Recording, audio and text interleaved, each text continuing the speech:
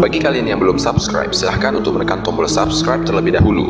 Aktifkan lonceng notifikasinya.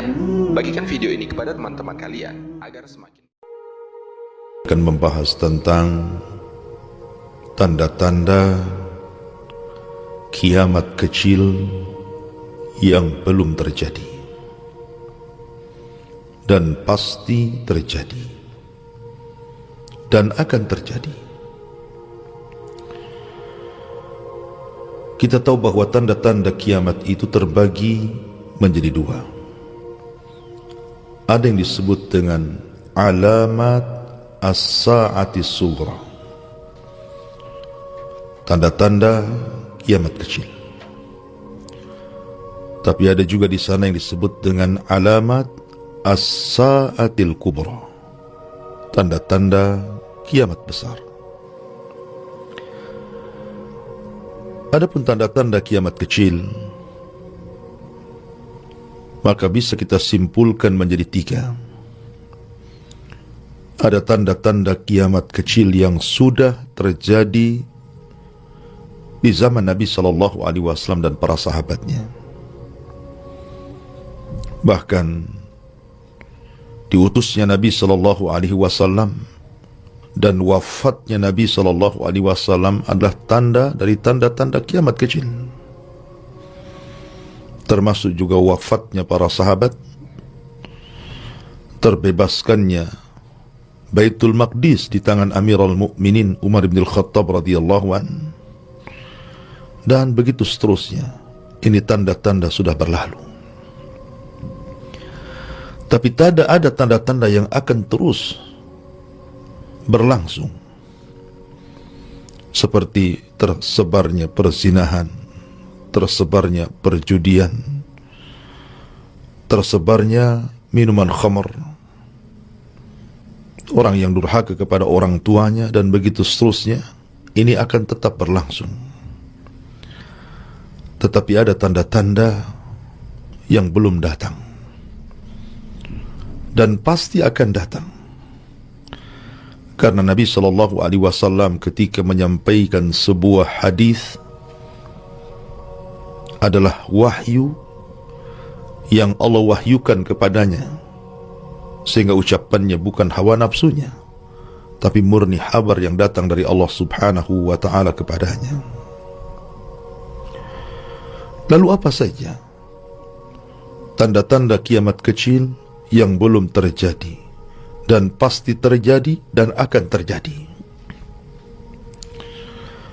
Hadis Abi Hurairah radhiyallahu an, Nabi SAW bersabda, la taqumus sa'atu hatta yuhsar al-furat an jabalin min adh-dhahab yaqtatilun nas alaihi fayaqtulu min kulli mi'atin atau fayuqtalu min kulli mi'atin tis'atan wa tis'un wa yaqulu kullu rajulin minhum la'alli akuna ana alladhi anju. Dari Abu Hurairah radhiyallahu an, Nabi SAW bersabda, tidak akan tegak hari kiamat sampai sungai Efrat dikeringkan dan ditampakkan padanya satu gunung semua emas. Maka manusia akan datang dari berbagai macam arah dan akan berperang untuk memperebutkan gunung emas tersebut.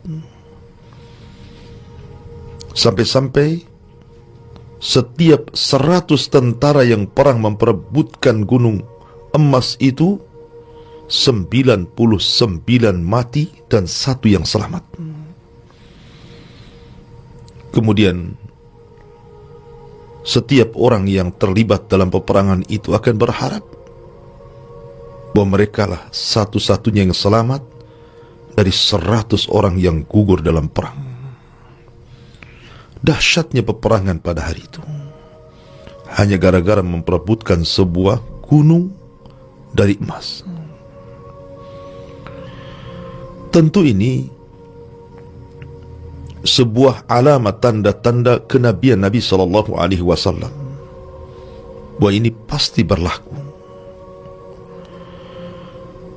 di mana Nabi SAW menceritakan bahwa di dunia ini ada gunung semuanya emas,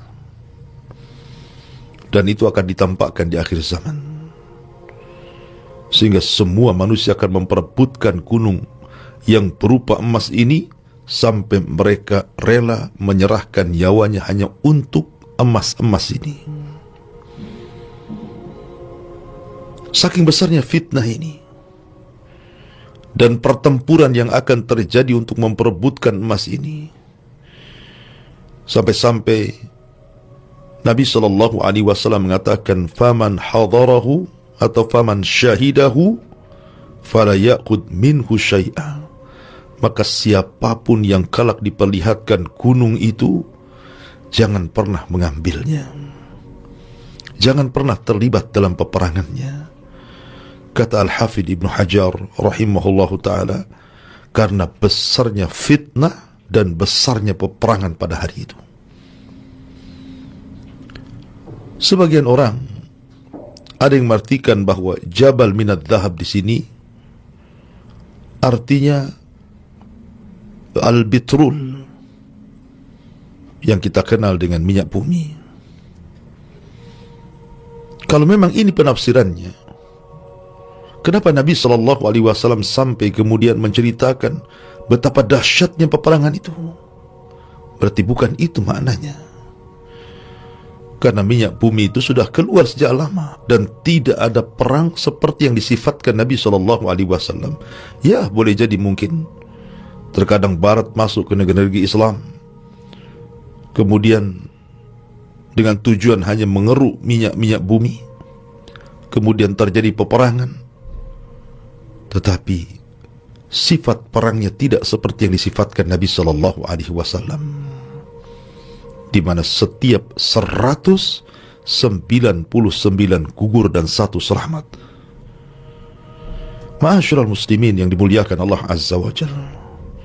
Dan Nabi SAW menyebutkan dengan nas, sebutan tempatnya jelas, Sungai Efrat, dan juga menyebutkan dengan nas Jabal Minad Dhahab, bahwa yang diperebutkan adalah gunung emas, bukan tambang. Ma'asyiral muslimin yang dimuliakan Allah Azza wa Jalla. Ini yang pertama. Yang kedua, Nabi SAW bersabda dalam sebuah hadis, di mana hadis ini dikeluarkan dalam Musnad Imam Ahmad, dalam Musnad Abi Dawud, At-Tayalisi, dan juga disebutkan dalam Sunan Al-Bazzar. Dan hadis ini dihasankan oleh Syekh Al-Arnaud rahimahullahu ta'ala. Bahkan Syekh Albani rahimahullahu ta'ala menilai hadis ini adalah hadis yang sahih. Kata Nabi SAW, takunun nubuwatu fikum ma sya'allahu an takun thumma yarfa'uha Allahu idha sya'a an yarfa'aha, thumma takunu khilafatun ala minhajin nubuwati fatakunu ma sya'allahu an takun thumma yarfa'uha Allahu idha sya'a an yarfa'aha, thumma takunu mulkan 'adhan fayakunu ma sya'allah an takun thumma yarfa'uha Allahu idha sya'a an yarfa'aha, thumma takunu mulkan jabariyatan fatakunu ma sya'allah an takun thumma yarfa'uha Allahu idha sya'a an yarfa'aha, thumma takunu khilafatun ala minhajin nubuwah thumma sakat. Kata Nabi SAW, di era kalian akan terdapat zaman kenabian. Atas kehendak Allah, kenabian itu berlalu dan diangkat Allah subhanahu wa ta'ala atas kehendaknya pula. Lalu akan berganti dengan era kekhilafahan yang mengikuti jalan kenabian. Atas kehendak Allah pula diangkat, dan kehendaknya pula kemudian khilafah itu berlalu. Kemudian akan datang kekuasaan zalim, dan atas kehendaknya Allah berlalukan kekuasaan itu, dan akan datang pula era kekuasaan yang disebut dengan kekuasaan diktator. Dan atas kehendaknya Allah maka akan berlalu sampai akan datang kembali kekhilafahan yang mengikuti jalan kenabian. Lalu Rasul kemudian terdiam. Ma'asyiral muslimin yang dimuliakan Allah subhanahu wa ta'ala, hadis ini menjelaskan kepada kita tentang fase perjalanan manusia. Pertama, dipimpin oleh Nabi sallallahu alaihi wasallam. Ma'ruf, Nabi sallallahu alaihi wasallam menjadi nabi selama 23 tahun. Maka persis di tanggal 12 bulan Rabiul Awal tahun 11 Hijriah, di hari Senin, Nabi sallallahu alaihi wasallam pupus usia, meninggalkan kita semuanya. Dan ini tahun-tahun kesedihan bagi kita. Itu yang disebut dengan takunun nubuwatu fikum. Kemudian era yang kedua yang disebut era khulafaur rasyidin, yang Rasul mengatakan thumma takunu khilafatu ala minhajin nubuwah. Kemudian akan berlalu zaman kenabian dan akan datang zaman khilafah yang mengikuti manhaj kenabian. Dan Nabi sallallahu alaihi wasallam bersabda bahwa khulafaur rasyidun itu hanya 30 sanatan, 30 tahun saja. Dan ini dimulai daripada era Abu Bakar Siddiq radhiyallahu an. Kemudian Abu Bakar meninggal, diganti Amirul Mukminin Umar ibn Khattab radhiyallahu an. Kemudian Amirul Mukminin Umar ibn Khattab mati, diganti oleh Utsman ibn Affan. Kemudian Utsman ibn Affan meninggal, diganti oleh Ali bin Abi Thalib. Kemudian digenapkan dengan kekuasaan putra Ali bin Abi Thalib, Hasan ibnu Ali radhiyallahu an. Genap 30 tahun. Inilah fase kedua, fase khulafaur rasyidun. Dengan berlalunya fase khulafaur rasyidun, dengan meninggalnya Ali radhiyallahu an, kemudian Hasan ibn Ali menyerahkan kekuasaannya kepada Muawiyah, maka ini adalah fase yang ketiga yang disebut dengan mulkan a'adhan, kerajaan yang disebut dengan a'adhan. Apa itu a'adhan? A'adhan itu gerham yang menggigit sesuatu. Makanya Nabi SAW mengatakan, addu alaiha bin nawajid, gigitlah sunnah itu dengan gerham kalian. Seolah-olah ketika Rasul SAW mengatakan mulkan a'adhan, kerajaan yang dikatakan a'adhan, a'adhan itu artinya kerajaan yang penuh dengan ketakutan. Takut kalau kekuasaannya diambil orang. Atau dengan bahasa mudahnya, akan muncul kerajaan yang berbentuk dinasti, yang hanya dikuasai oleh turun-temurunnya saja, yang diwarisi oleh anak cucunya saja, dan takut dikuasai orang lain. Ya, walaupun banyak kezaliman di sana sini, banyak pembunuhan di sana sini, akan tetapi kondisinya masih lebih baik karena mereka masih disebut khilafah, karena mereka masih berhukum dengan hukum Allah, dan kaum muslimin masih memiliki satu pemimpin, Ma'asyiral muslimin yang dimuliakan Allah Azza wa Jalla, ada yang mengatakan bahwa era Mulkan Adhan ini dimulai daripada era Bani Umayyah dengan meninggalnya Ali radhiyallahu an. Kemudian Hasan menyerahkan kepada Muawiyah ibn Abi Sufyan, maka dialah raja pertama dalam Islam dan kerajaannya disebut Bani Umayyah. Kemudian setelah runtuhnya Bani Umayyah, datanglah Bani Abbasiyah dan ditutup dengan Bani Utsmaniyah atau disebut dengan Ottoman, kerajaan Turki Utsmani. Runtuh. Dengan runtuhnya Turki Utsmani, maka berlalunya kerajaan yang disebut dengan Mulkan Adhan, dan itu pada tahun 1924, dan selebihnya berlalu. Kemudian fase yang keempat dimulai, yang Nabi SAW katakan, "Summa takunu mulkan jabriyatan." Akan datang fase keempat, di mana akan dikuasai para raja-raja yang diktator, raja zalim, raja yang akan menyebarkan maksiat di mana-mana,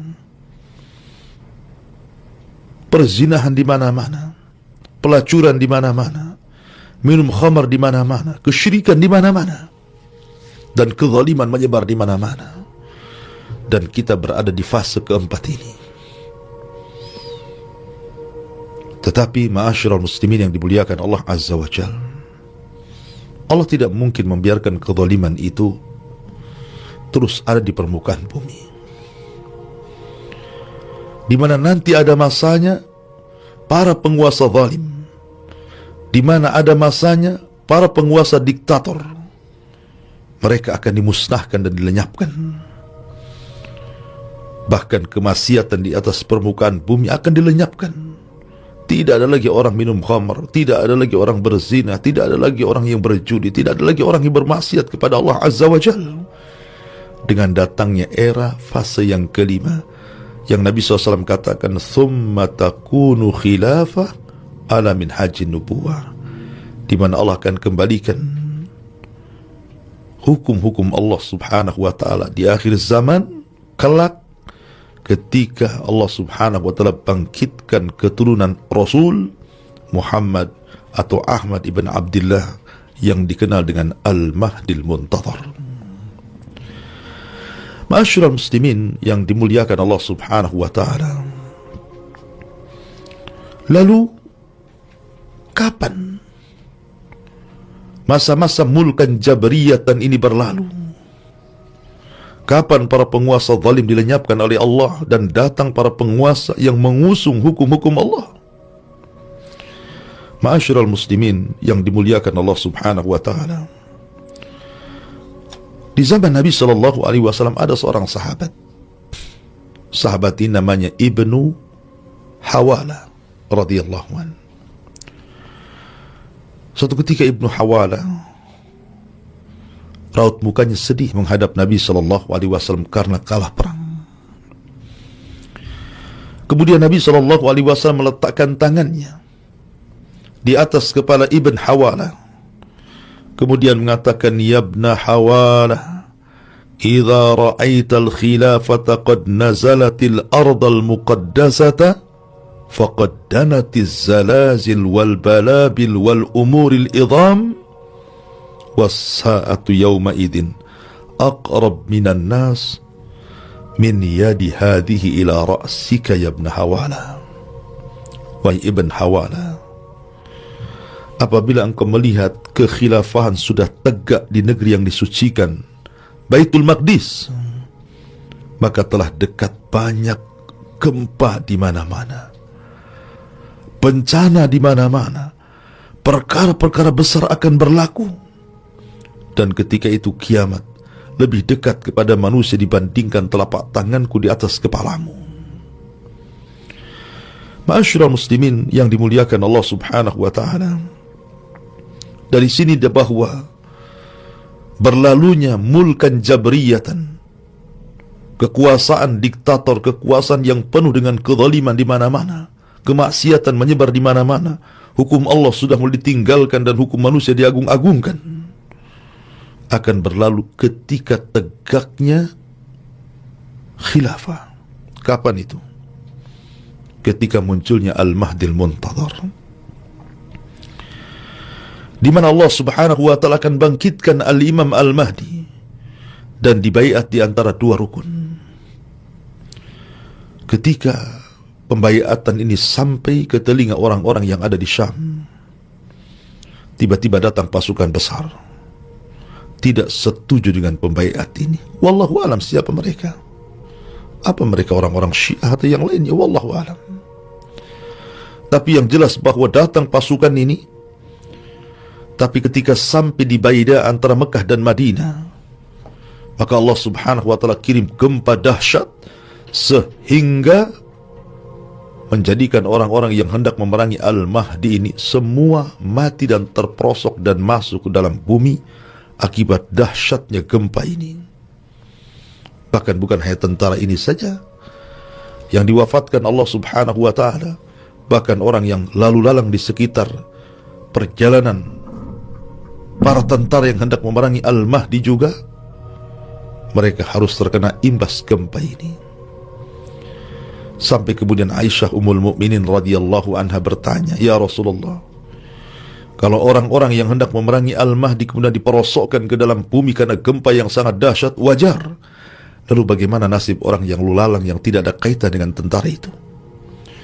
Maka Nabi SAW mengatakan, "Yub'atsuna yaumal qiyamati ala niyatihim." Mereka akan dibangkitkan pada hari kiamat sesuai dengan niat-niat mereka. Nabi SAW bersabda dalam hadis Mu'adz bin Jabal radhiyallahu an, "Imranu Baitil Maqdis kharabu Yathrib, wa kharabu Yathrib khurujul malhamati, wa khurujul malhamati fathul Qastantiniyati, wa fathul Qastantiniyati khurujud Dajjal." Rawahu Abu Dawud wa Ahmad. Kata Nabi SAW, apabila Baitul Maqdis sudah menjadi pusat kekuatan kaum muslimin, dipimpin oleh Al-Mahdil Muntadhar, maka ketika itu Madinah akan roboh, Yathrib akan roboh. Makna roboh di sini artinya orang-orang Madinah yang memiliki keimanan yang mantap, keikhlasan yang murni kepada Allah Azza wa Jalla, semua akan meninggalkan Madinah dan akan menuju Syam, Palestina. Kecuali orang-orang munafik, mereka tidak ikut, karena mereka kelak akan mengikuti Dajjal. Maka bergeraklah orang-orang yang ada di Yathrib dan bergabung bersama Al-Mahdi di Palestina, di Baitul Maqdis. Dan ketika robohnya Madinah, kata Nabi SAW, khurujul malhamah, akan terjadi malhamatul kubra, perang yang sangat dahsyat yang kata Rasul, la yusma', tidak pernah didengar dahsyatnya perang ini. Dan sepanjang zaman kehidupan manusia tidak perang sedahsyat perang ini. Baik yang pernah terbaca atau terdengar, ada perang dunia pertama, kemudian disusul dengan perang dunia kedua yang diceritakan dahsyatnya luar biasa. Tapi perang ini jauh lebih dahsyat daripada perang dunia pertama atau perang dunia kedua, karena Rasul mengatakan la yusma', tidak pernah didengar dahsyatnya, luar biasa. Maka disebut malhamatul kubra. Malhamah diambil dari kata lahmun, karena saking dahsyatnya perang ini sehingga daging manusia bertebaran, berteberangan, berhampuran karena dahsyatnya peperangan ini.